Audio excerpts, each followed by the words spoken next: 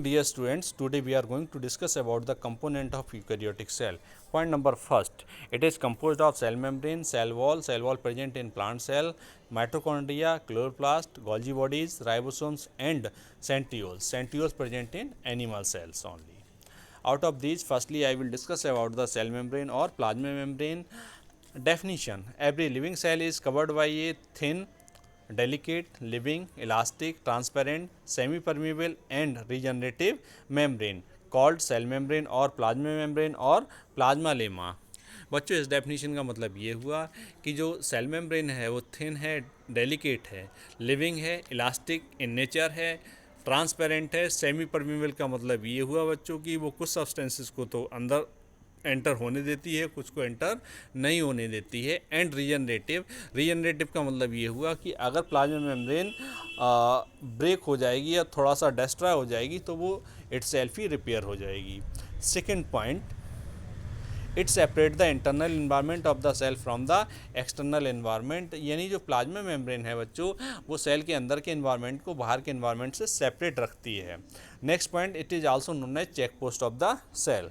इस पॉइंट का मतलब ये हुआ बच्चों कि जो प्लाज्मा मेम्ब्रेन है वो चेक करती है कि किस केमिकल को, किस मॉलिक्यूल को सेल के अंदर एंटर होना है, किस मॉलिक्यूल को अंदर एंटर नहीं होना है। Next point, cell membrane is composed of lipid that are arranged in a bilayer. इस पॉइंट का एक्चुअल मतलब बच्चों ये है कि जो सेल मेम्ब्रेन दो चीज़ों की मिलकर बनी होती है, लिपिड और प्रोटीन। और लिपिड की हमें कितनी लेयर्स मिलेंगी? 2 लेयर्स। तो बच्चों यहाँ पर जैसा कि आप डायग्राम में देख रहे हैं कि ये जो प्लाज्मा मेम्ब्रेन है इसके अंदर का इन्वायरमेंट के अंदर की साइड में क्या होगा? साइटोप्लाज्म, और बाहर की साइड में दूसरी सेल होगी। तो ये जो प्लाज्मा मेम्ब्रेन है वो 2 लेयर से मिलकर बनी है, outer layer and inner layer. अगर हम लिपिड के मॉलिक्यूल की बात करें तो वो 2 चीज़ों से मिलकर बना है। Spherical part is known as head, और हेड कैसा है बच्चों? हाइड्रोफिलिक। और उससे 2 स्ट्रक्चर्स जो निकल रहे हैं fibre like, they are known as tail, और टेल कैसी है? Hydrophobic.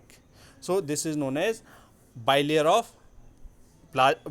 of lipid which is made up of phospholipids.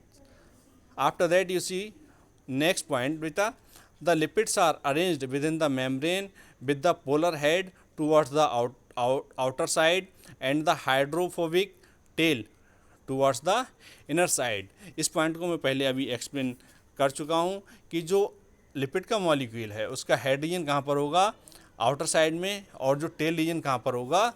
Inner side में। Next point, this ensures that the non polar tail of saturated hydrocarbons is protected from the aqueous environment of the cell.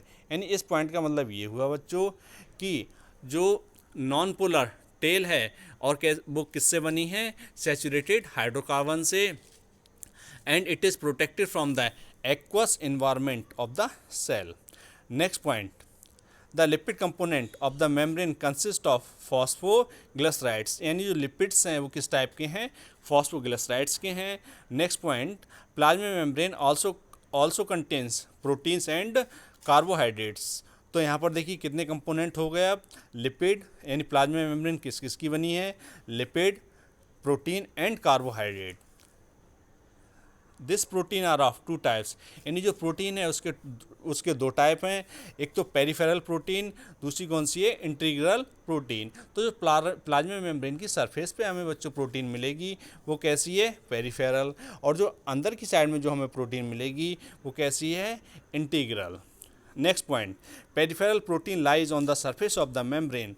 Next point, integral protein partially और totally embedded in the plasma membrane and it is made up of protein. Next point, an improved model of cell membrane was proposed by Singer and Nicholson as a fluid mosaic model. Actual में बच्चों different models आए, लेकिन best model कौन सा है? Fluid mosaic model. It was proposed by Singer and Nicolson. इस model को बच्चों गुलाब जामुन मॉडल भी बोलते हैं। इस मॉडल को आइसबर्ग इन द सी, ये मॉडल भी कहते हैं। Next point, due to fluid nature of plasma membrane cell growth is takes place. बच्चों जो प्लाज्मा मेम्ब्रेन है उसका नेचर कैसा है, फ्लूइड, और फ्लूइड नेचर की वजह से ही सेल की ग्रोथ होती है या हो सकती है। Last point, the most important function of the plasma membrane is transport of substances across it. सबसे जो मोस्ट इम्पॉर्टेंट फंक्शन क्या है कि जो प्लाज्मा मेम्ब्रेन सब्सटेंसेस को मूव होने देती है अपने द्वारा। After that you see next diagram. बच्चों ये डायग्राम किसका एक्चुअल में प्लाज्मा मेम्ब्रेन का ही है। तो यहाँ पर देखिए ऊपर की साइड में क्या है, कार्बोहाइड्रेट चेन्स हैं, नीचे की साइड में क्या लिखा हुआ है, lipid bilayer. So you see plasma membrane is made up of carbohydrate, bilayer of lipid, and you see upper side proteins. After that you see protein channels. These protein channels are responsible to move across the plasma membrane from inside to outside or outside to inside. Next one, substances can move across it through the active or passive transport. बच्चों जो plasma membrane है उसके अंदर उसके द्वारा जो substances या तो एक्टिव ट्रांसपोर्ट की हेल्प से मूव कर सकते हैं या फिर पैसिव ट्रांसपोर्ट की हेल्प से मूव करते हैं। Number 1, passive transport. Molecules move across the membrane without any requirement of energy. Means those molecules या ऐसे मॉलिक्यूल्स जिनके मूवमेंट में एनर्जी की कोई रिक्वायरमेंट नहीं होती, ऐसे ट्रांसपोर्ट को हम क्या बोलेंगे, passive transport. Second point, it occurs along the concentration gradient. Next point, here no carrier proteins are needed. तो इस पॉइंट का ओवरऑल मतलब ये हुआ बच्चों कि जो पैसिव ट्रांसपोर्ट है उसमें ना तो एनर्जी की रिक्वायरमेंट है ना इंटरमीडिएट प्रोटीन की रिक्वायरमेंट है, यानी प्रोटीन की हेल्प से मूवमेंट नहीं होगा। Next heading, active transport. For active transport molecular energy is needed, यानी इस ट्रांसपोर्ट के लिए एनर्जी की रिक्वायरमेंट होगी। Second point, it occurs against the concentration gradient, यानी जब एनर्जी की रिक्वायरमेंट होगी तब जो मॉलिक्यूल्स है या सपोज कीजिए कि कोई सब्सटेंस है वो कंसंट्रेशन के अगेंस्ट मूव कर सकता है। Here carrier proteins are needed, यहाँ पर जो मॉलिक्यूल्स को या केमिकल के मॉलिक्यूल्स को कैरी करने के लिए कैरियर प्रोटीन्स की रिक्वायरमेंट होगी, उन्हीं को हम क्या बोलेंगे, प्रोटीन चैनल्स। बच्चों this is one more structure और 3D structure of the plasma membrane.